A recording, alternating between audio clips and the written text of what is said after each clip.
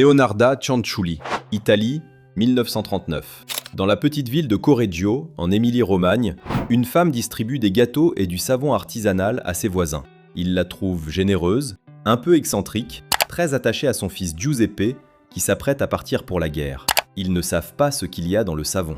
Leonarda Cianciulli naît en 1894 en Calabre. Enfance marquée par 2 tentatives de suicide, un mariage imposé, 17 grossesses, dont 13 enfants morts avant l'âge adulte. Elle consulte des voyantes, pratique des rituels superstitieux, est convaincue d'être maudite par une malédiction ancestrale. Quand son fils Giuseppe est appelé sous les drapeaux en 1939, elle décide qu'un sacrifice humain le protégera. Elle choisit ses victimes parmi ses voisines. 3 femmes seules, en difficulté, qui lui font entièrement confiance. Elle les attire chez elle, les drogue au vin et à la narcose, les tue à la hache. Puis elle les découpe avec méthode. La chair est transformée en savon parfumé, le sang et la graisse en pâte à gâteau qu'elle distribue à ses proches.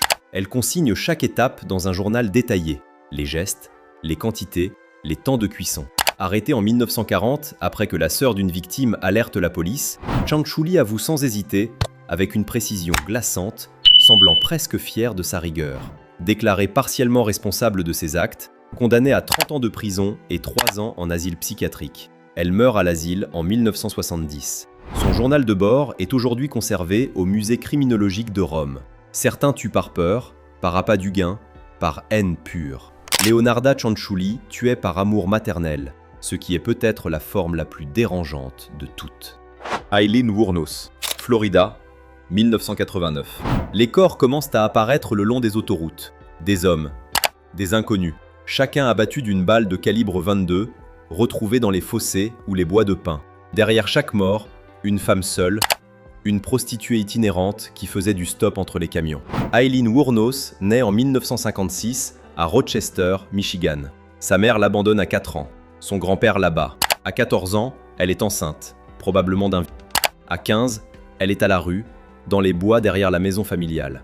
Elle survit comme elle peut, en vendant son corps sur les routes de Floride. Ce n'est pas une enfance, c'est un terrain vague. Entre 1989 et 1990, elle tue 7 hommes. Elle dira toujours s'être défendue, que chacun l'avait attaquée, violée, menacée. Les jurés n'y croient pas. La façon dont elle récupère leurs affaires, leurs voitures, leur argent, contredit la légitime défense. Sa compagne, Tyria Moore, finit par coopérer avec la police. Wuornos est arrêtée en janvier 1991 dans un bar de Floride. Au procès, elle se retourne contre elle-même. Elle révoque ses allégations, admet avoir tué par vengeance autant que par peur. Condamnée 6 fois à mort, exécutée par injection létale le 9 octobre 2002. Ses derniers mots, elle partait voguer avec le rocher, une femme que le monde avait abandonnée à 4 ans et qui lui a rendu la monnaie de sa pièce pendant 2 ans. L'histoire retient la meurtrière. Elle a surtout produit ce que la misère et l'abandon fabriquent, quand personne ne regarde. Nanny Doss. Elle s'appelait elle-même la grand-mère joyeuse. Elle découpait des petits cœurs dans les magazines de romance, cherchait l'amour parfait, riait facilement. 4 maris morts, 2 enfants, 2 sœurs, sa propre mère. 11 victimes au total, peut-être plus, tous empoisonnés à l'arsenic, toujours avec le sourire. Nanny Doss naît en 1905 en Alabama, dans une famille pauvre et violente. Son père est autoritaire, contrôlant. Elle se réfugie dans les romans sentimentaux dès l'adolescence, construisant une vision du monde faite de baisers sur des couvertures glacées et de foyers parfaits. Elle se marie une première fois à 16 ans, un mariage malheureux qu'elle endure pendant des années. 2 de ses enfants meurent en bas âge dans des circonstances qui ne seront jamais vraiment élucidées. Elle enchaîne ensuite les maris via des petites annonces de cœur. Chacun a une assurance vie. Chacun finit par mourir d'une gastrite ou d'un empoisonnement alimentaire. Entre 2 maris, elle s'occupe de sa famille, avec les mêmes résultats. Sa mère, ses sœurs, ses petits-enfants disparaissent les uns après les autres dans un rayon de quelques années. En 1954, son 5e mari est hospitalisé avec des symptômes violents. Les médecins trouvent de l'arsenic dans son sang.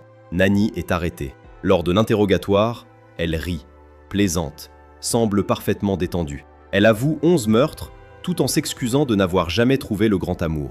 Condamnée à la prison à vie, la peine capitale ne s'applique pas aux femmes en Oklahoma à cette époque, elle meurt en détention en 1965 d'une leucémie. Ce qui rend Nanny Doss particulièrement dérangeante n'est pas la méthode, C'est la banalité absolue de la façade. Le tablier, les magazines à fleurs, le sourire franc. Elle n'a jamais eu l'air d'une meurtrière, et c'est exactement ce qui lui a permis de tuer pendant 30 ans. Myra Hindley, Manchester, 1961. Ian Brady rencontre Myra Hindley dans l'usine où ils travaillent tous les deux. Elle a 19 ans, il en a 23. Il lit Nietzsche et Hitler. Il parle de crimes parfaits, de dépassement de la morale. Elle l'écoute, puis elle participe. Myra Hindley grandit dans un quartier ouvrier de Manchester. Catholique pratiquante, bonne élève, sans antécédents. Avant Brady, ses anciens amis la décrivent comme ordinaire, prévenante même. Brady arrive comme une révélation ou une contamination progressive. Elle change de coiffure, d'idéologie, de regard sur le monde. Elle adopte sa conviction centrale. Les enfants sont des proies. La morale n'est qu'une invention des faibles. Entre 1963 et 1965, le couple enlève et assassine 5 enfants âgés de 10 à 17 ans. Les corps sont enterrés sur la lande de Saddleworth Moor, d'où le surnom Moor's Murders. Brady torture. Hindley attire. C'est elle qui approche les victimes, qui les met en confiance, qui les conduit dans le piège. Sans elle, plusieurs meurtres n'auraient pas eu lieu. Arrêtés en 1966, après qu'un beau-frère alerte la police, les deux sont condamnés à la prison à vie. Brady ne demande jamais à sortir. Hindley passe les 36 années suivantes à tenter d'obtenir une libération conditionnelle, se présentant comme réhabilitée, manipulée, transformée par la foi. Elle échoue à chaque fois. Elle meurt en prison en 2002. La question de sa culpabilité propre a alimenté des décennies de débats publics. Victime de Brady ou complice active?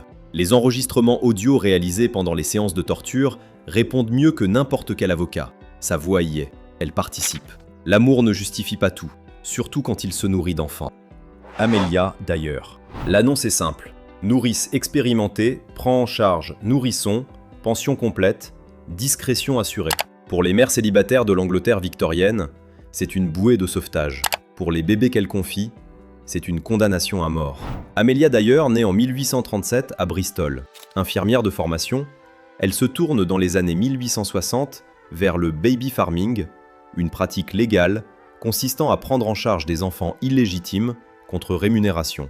Les familles paient, Amelia encaisse, et les enfants meurent, d'abord par négligence, puis délibérément, étranglés à l'aide d'un ruban de laine blanche. Elle est arrêtée une première fois en 1879, condamnée pour négligence, incarcérée 6 mois. Elle recommence. Internée en hôpital psychiatrique à plusieurs reprises, des simulacres de crise destinés à échapper à la justice, elle recommence encore. Elle change de ville, de nom, d'annonce. Pendant 30 ans, elle opère impunément à travers toute l'Angleterre. En 1896, le corps d'un nourrisson remonte dans la Tamise, enveloppé dans du papier journal, portant une adresse lisible. La police remonte la piste jusqu'à Amelia Dyer, à Reading. En fouillant la rivière sur plusieurs kilomètres, les enquêteurs remontent 6 autres corps. Le nombre total de ces victimes est estimé entre 200 et 400 nourrissons, ce qui en fait probablement la tueuse en série la plus prolifique de l'histoire britannique. Jugée et condamnée à mort en moins de 2 semaines, pendue le 10 juin 1896 à la prison de Newgate. Un système qui condamnait les mères célibataires à la honte avait créé le marché. Amelia Dyer en avait fait une entreprise rentable. L'horreur était dans les deux, dans la demande autant que dans l'offre. Jane Toppan. Elle était infirmière. Ses patients l'aimaient. Ils lui faisaient confiance. Lui confiaient leurs peurs, leurs douleurs, leurs dernières volontés. Elle notait soigneusement leurs réactions dans un carnet personnel, non pas pour améliorer les soins, mais pour observer, au plus près, la façon dont ils mouraient. Elle avait, disait-elle elle-même, le désir ardent de tuer plus de personnes que n'importe qui d'autre dans ce monde. Jane Toppan naît en 1857 à Boston, fille d'un immigrant irlandais alcoolique qui abandonne ses enfants. Placée comme domestique puis comme pupille, elle intègre l'école d'infirmière de l'hôpital général du Massachusetts. Elle est brillante, appréciée, surnommée Jolly Jane pour son caractère enjoué. Personne ne regarde ce qu'elle fait la nuit dans les chambres des mourants. Elle alterne et modifie les doses de morphine et d'atropine pour maintenir ses patients dans des états entre conscience et agonie.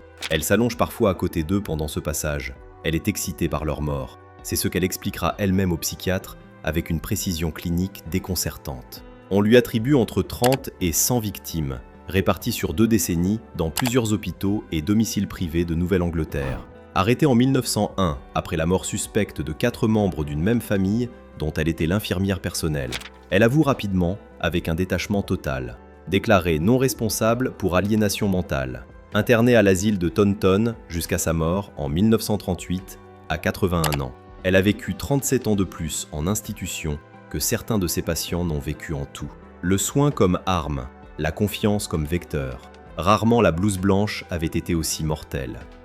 Marianne Cotton. L'Angleterre du Nord, milieu du 19e siècle. 3 maris, 11 enfants, une belle-mère, un amant, tous morts, tous de la même chose, fièvre gastrique, tous assurés sur la vie, et toujours elle qui hérite. Marianne Cotton naît en 1832 dans le comté de Durham, fille de mineur, méthodiste fervente, femme d'intérieur irréprochable en apparence. Son premier mari meurt en 1865 après une courte maladie. Ses enfants suivent. Elle se remarie. Le mari meurt. Les enfants meurent. Elle se remarie encore. Le schéma se répète avec une régularité qui aurait dû alerter tout le monde bien plus tôt. Ce qui lui permet de tuer si longtemps, c'est l'invisibilité sociale des femmes pauvres au 19e siècle. La mort d'enfants en bas âge est banale dans les milieux ouvriers de l'époque. La fièvre gastrique est un diagnostic fourre-tout que les médecins de campagne apposent sans creuser. Et une veuve qui se remarie rapidement, c'est de la survie économique, pas matière à suspicion.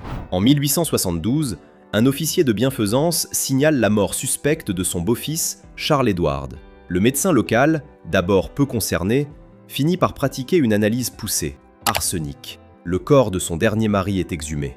Arsenic. Les enquêteurs remontent toute la chaîne. On lui attribue entre 15 et 21 victimes.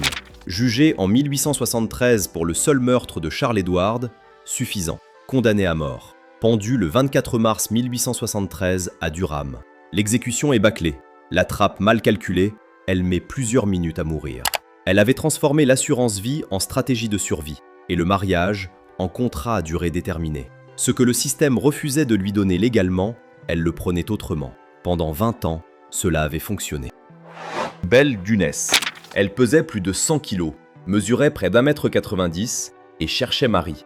Les annonces qu'elle publiait dans les journaux norvégiens et américains étaient directes. Veuve, propriétaire d'une ferme en Indiana, cherche homme sérieux avec économie solide. Les candidats venaient, ils ne repartaient pas. Belle Gunness naît en 1859 à Selbu, en Norvège, dans une famille pauvre. Elle émigre aux États-Unis à 20 ans, s'installe à Chicago. 2 maris meurent d'accidents suspects. 2 maisons brûlent au bon moment, chaque fois bien assurées. En 1901, elle s'installe à La Porte, Indiana, avec sa ferme, ses enfants et ses méthodes. Entre 1901 et 1908, au moins une douzaine d'hommes répondent à ces annonces, arrivent à La Porte avec leurs économies et disparaissent. Les corps, décapités, démembrés, dissous à la chaux, seront retrouvés dans la propriété après l'incendie d'avril 1908. La ferme brûle. On y trouve des restes humains et ce qui ressemble à un corps de femme sans tête. Est-ce Belle Gunness ? Personne ne le sait vraiment. Le corps n'est jamais formellement identifié. Son homme à tout faire, Ray Lampher, est condamné pour incendie criminel, mais nie le meurtre. Des témoignages affirment avoir vu Belle en vie des années plus tard, dans d'autres États. L'enquête reste officiellement ouverte pendant des décennies. On lui attribue entre 10 et 40 victimes. Elle avait compris quelque chose que beaucoup ignorent. La solitude des hommes âgés avec des économies est une ressource exploitable. Elle en a fait une industrie, froide, méthodique, et peut-être encore en vie quelque part, pendant que tout le monde cherchait son cadavre. Ce qu'elle partage, ce n'est pas la méthode ni le profil, c'est la capacité à tuer dans un angle mort, là où personne ne pensait regarder. Pendant des décennies, la société a refusé d'imaginer qu'une femme puisse être dangereuse, et cette invisibilité a été leur arme la plus redoutable, souvent plus efficace que le poison ou le couteau. Si cette vidéo t'a intéressé, laisse un like, ça aide vraiment la chaîne à grandir. Abonne-toi pour ne rater aucune prochaine sortie.